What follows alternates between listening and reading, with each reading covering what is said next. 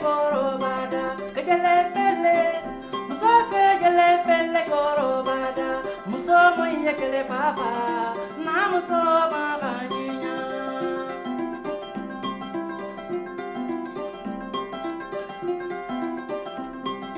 Jola kele,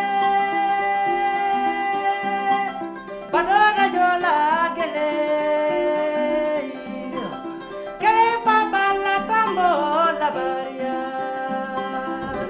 Tu as fait tout ça déjà? Très bien.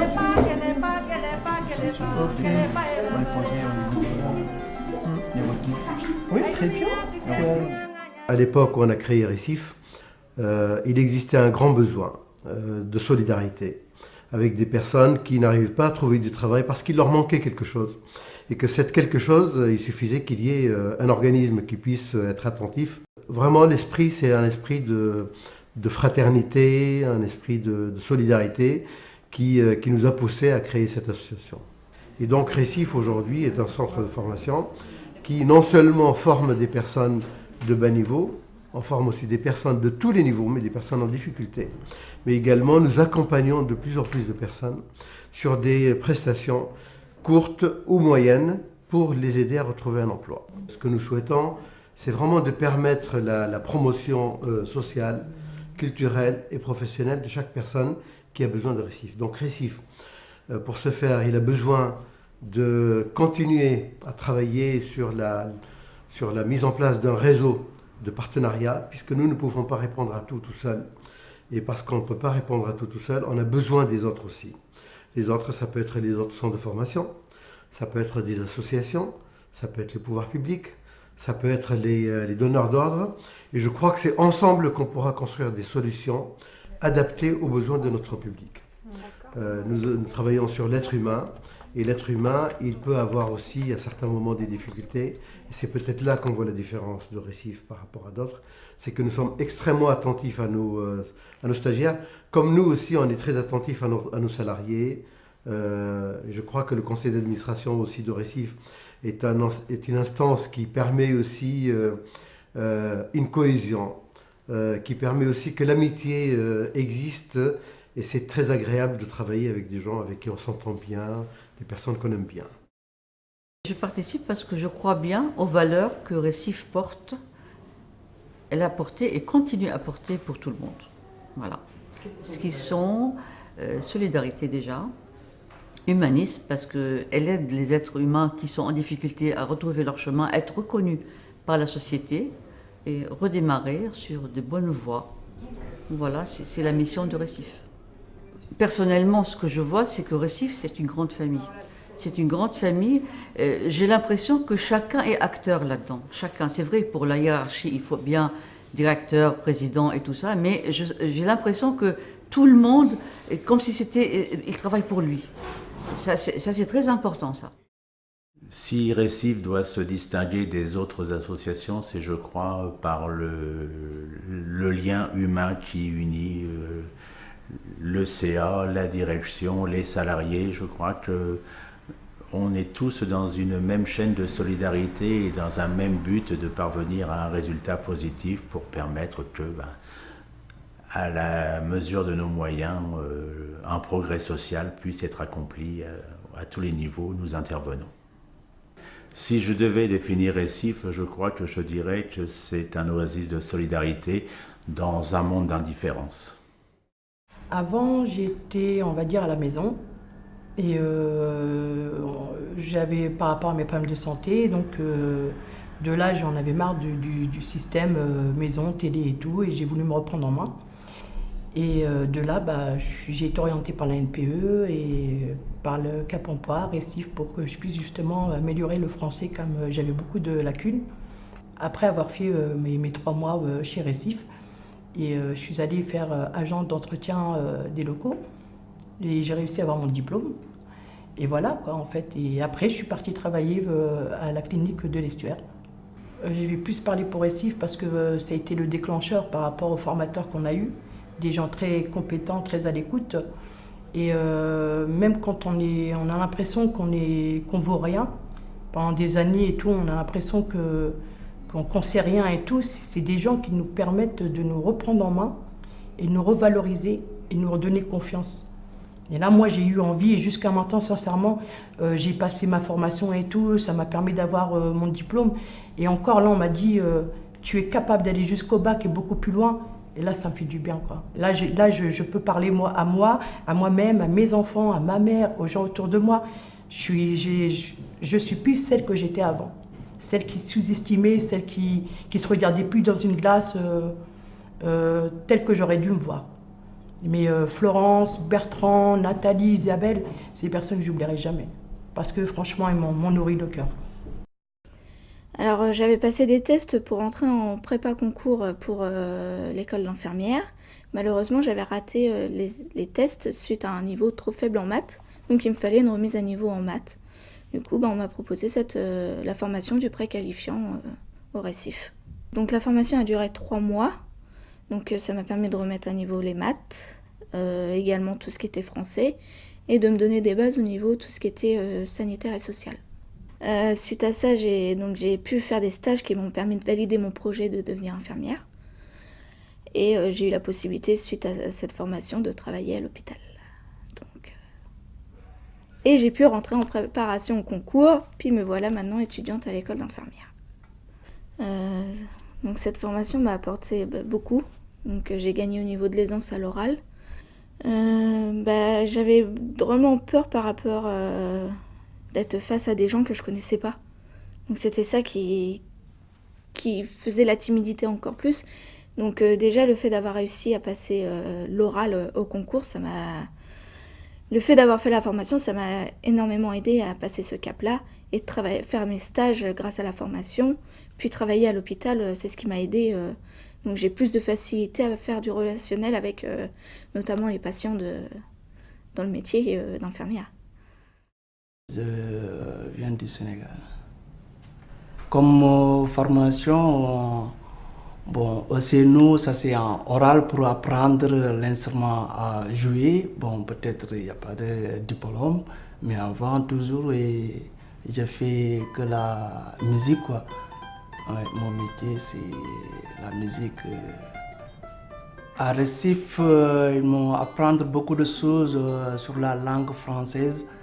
Et plus moi aussi, ça m'a fait beaucoup de plaisir par rapport des communications, surtout à niveau de France, quand tu es en musicien, ça c'est difficile de communiquer si tu ne comprends pas quoi, toute la langue française pour corroborer un petit peu. Ça c'est difficile avant, mais maintenant c'est petit à petit.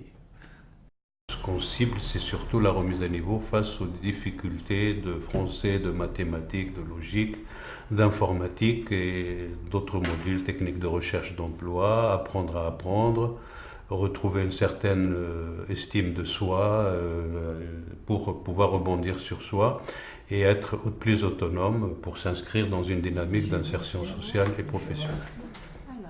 Les gens arrivent à un moment donné, comme ils n'ont pas cette maîtrise de la lecture, l'écriture, à se renfermer sur eux-mêmes, à avoir un peu on va dire même des complexes de renfermement sur soi. Et donc c'est au formateur de trouver la bonne approche pour permettre à cette personne de se mettre à l'aise, de s'exprimer, de l'écouter, de voir un peu quels sont ses besoins réels, de la mettre en confiance, de lui ouvrir les portes de la réussite et l'encourager en permanence jusqu'au moment où la situation se débloque. Et après, on rebondit sur un travail proprement dit pédagogique avec les outils et les moyens humains et matériels à mettre en place pour accompagner cette personne vers la réussite donc dans sa vie de tous les jours. J'étais en Algérie, après j'ai venu ici. Et là-bas, j'ai pas de diplôme en Algérie, mais j'ai la pratique. J'ai 18 ans de pratique. C'est l'MPO qui m'a envoyé à Recife. J'ai inscrit là-bas. Après, j'ai rentré à la formation parce que je ne maîtrise pas la langue française bien. Après, j'ai fait la formation de remise à niveau. Après, j'ai fait la VAE. J'ai passé mon CAP. J'ai validé mon CAP et maintenant, j'ai 2 ans et quelques que je travaille. Ça, c'est grâce à Recife. Avant Recife, j'ai été en Ukraine et j'étais mariée. Et mon mari, il parlait russe et anglais. On parlait ça à la maison. Et à Recife, j'ai appris le français. En Ukraine, j'ai été juriste. Juriste Bac plus 2. Et j'avais une entreprise privée. À Recife, j'ai fait valoriser mes capacités. Et on a trouvé mon projet professionnel, c'était toiletteuse. Et ça me plaît beaucoup. C'est déjà 3 ans. Je suis très contente. Je suis toiletteuse à domicile. J'ai fait chez les gens ou chez moi. Recife, il m'a donné confiance en moi. Après, il dirige mon projet professionnel, ça veut dire projet de la vie, parce que moi, j'ai bien marié mon hobby avec mon travail. Et ça fait moi. Je suis très contente.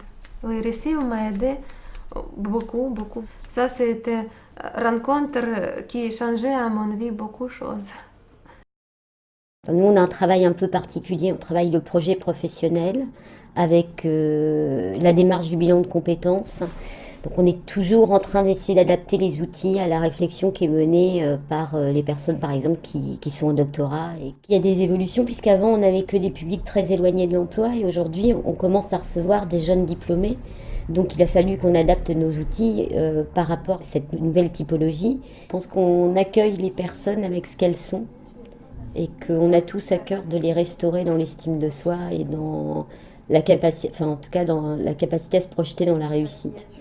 Pour moi, le travail pédagogique, c'est avant tout de comprendre les valeurs de chacun, afin d'y comprendre les motivations de chacun, et donc de proposer à la fois, je dirais, un discours, mais aussi des outils qui sont adaptés. Ça évite d'être dans la généralité, c'est-à-dire la même motivation pour tout le monde, voilà. Hein, un système de valeurs qui se rejoint. C'est pas du tout ça. Donc, vis-à-vis du monde professionnel, vis-à-vis du travail, il est clair que il y a autant de personnes, qu'il y a autant de valeurs, qu'il y a autant de motivations. Et donc, il faut arriver à ne pas juger et à adhérer à chaque motivation en se disant que chaque motivation est un réel atout. Nous accueillons à la fois des adultes qui parfois appartiennent à la même génération que moi, et je dirais que ces personnes-là ont la même culture travail que moi. Et aujourd'hui, j'ai affaire à des générations plus jeunes qui ont une culture travail qui est différente, c'est-à-dire qu'ils n'y mettent pas la même chose. Voilà. Donc pour moi, mon travail à moi, avant tout, c'est m'adapter et proposer des outils différents pour que chacun puisse s'exprimer sans jugement aucun. Dans ce tableau-ci que vous retrouverez dans votre clé du savoir, d'accord ?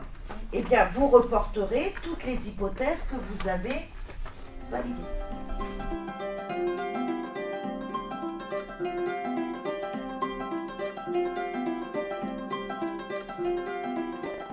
C'est un travail qui est conçu et réalisé par notre organisme et qui, je l'espère, bientôt pourrait servir à d'autres aussi, parce que la création pédagogique, il ne faut pas qu'elle soit seulement pour nous, et on souhaiterait qu'elle puisse profiter à d'autres partenaires.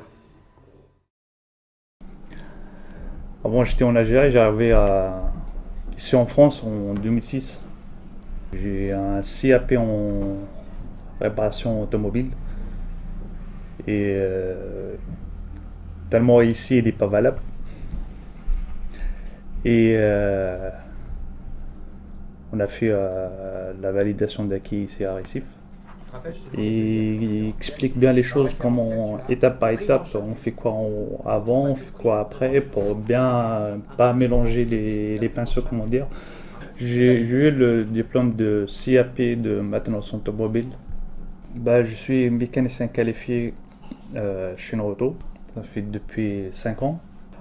Premièrement, c'est la connaissance de la langue.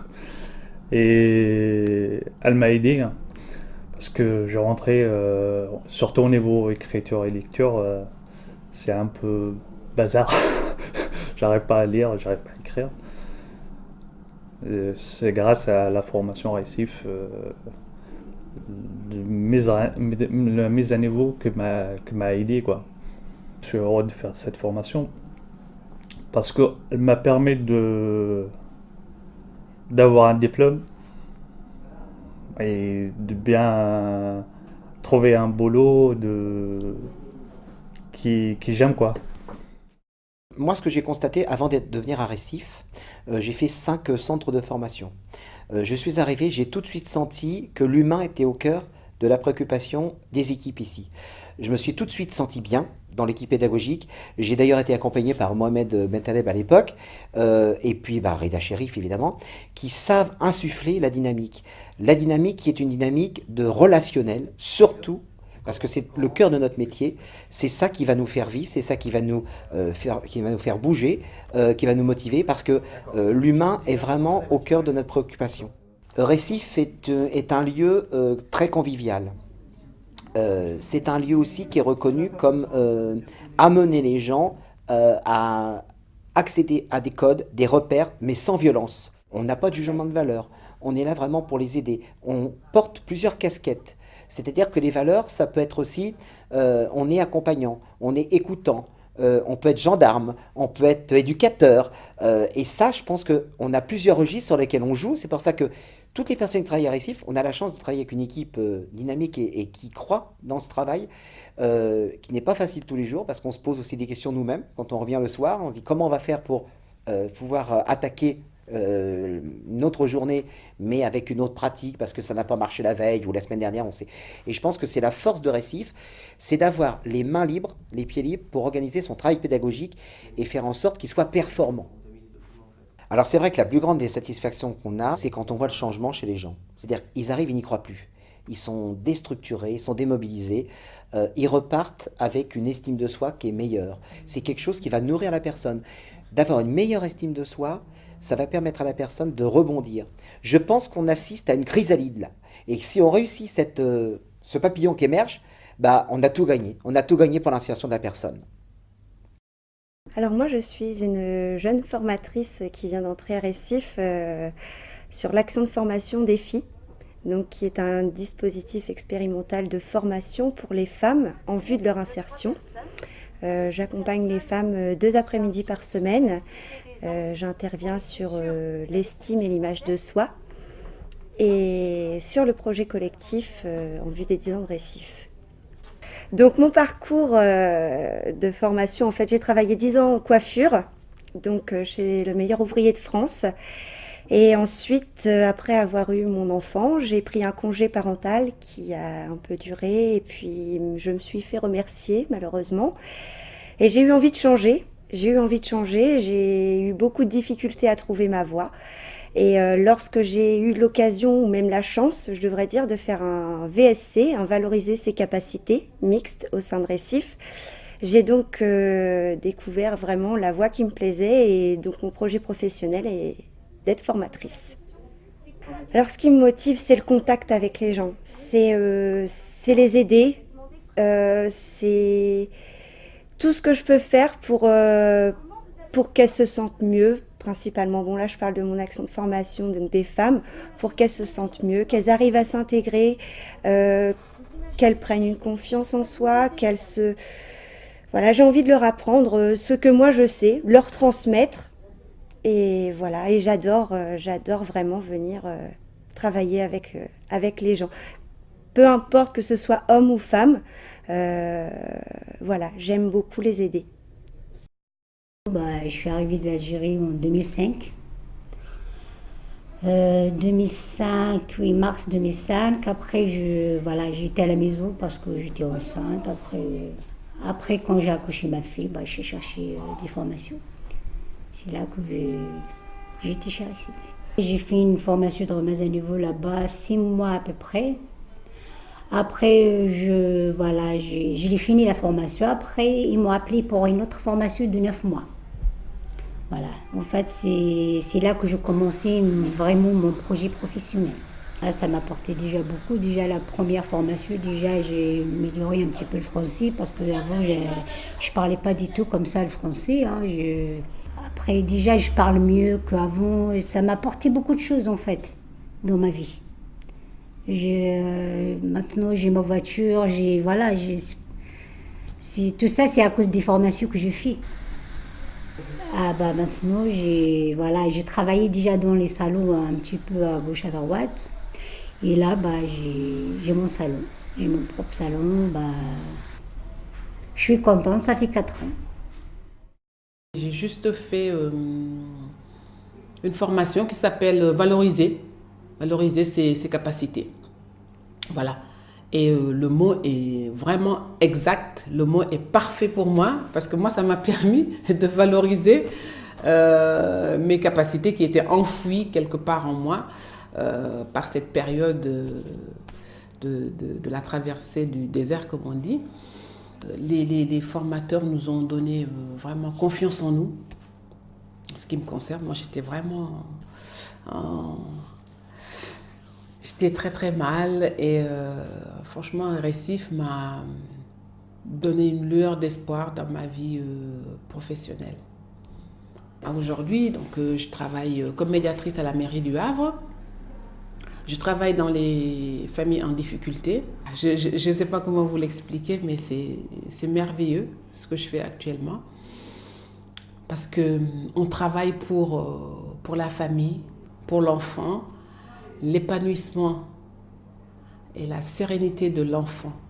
Je suis émue d'être là et d'en parler parce que je suis restée 4 ans sans travail. Pour moi, pour certains, c'était peut-être pas long, mais pour moi, c'était très long. Et quand je réfléchis le départ de ces 4 années de chômage jusqu'à aujourd'hui, je me dis que je peux être fière de moi et fière surtout.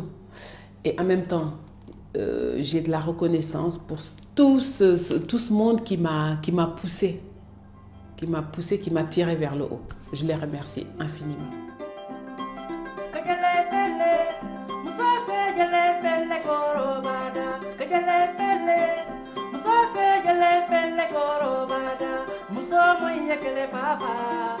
Muso